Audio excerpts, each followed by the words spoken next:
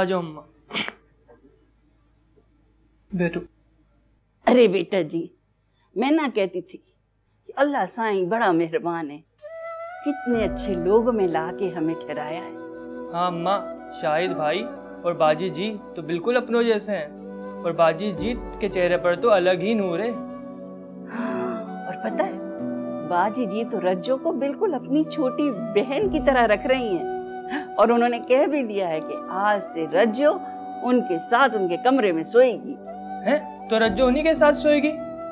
हाँ, उधर ही सोएगी। मेरी रज्जो बड़ी भागवान है, तुझे पता है, क्योंकि अगर उसे कोई तकलीफ भी हुई ना तो बाजी जी उस पे दम भी कर देंगी। तो देख, उसकी तकलीफ तो दूर होगी ना। अब ऐसा कर, तू बहुत थक गया होगा, आराम कर और सो जा, ठीक है? चलो अम्मा, तुम भी सो जाओ। हाँ, सो तो सही।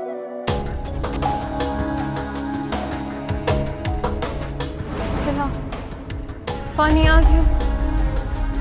पानी, हम बचाओ, पानी, हम डूब गए। रज्जो, सारा पानी है, हम डूब गए, हम डूब गए। रज्जो, रज्जो, रज्जो, रज्जो, रज्जो, क्या हो गया? क्या हो गया? सैलाब आ गया, हम डूब गए थे, मैं सब बह गया था ना। कुछ नहीं हुआ है, तुमने डरावना ख्वाब देखा है। तुम तो मेरे घर में हो, बिल्कुल महफूज। कुछ नहीं हुआ है। इधर तो सैलाब नहीं आएगा, हम डूबेंगे तो नहीं। कुछ नहीं होगा, सिर्फ ख्वाब था।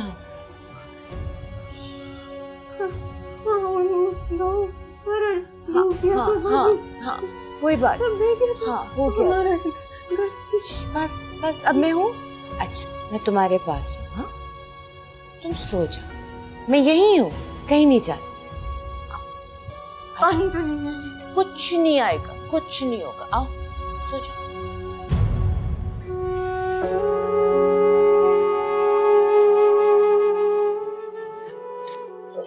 कुछ नहीं होगा।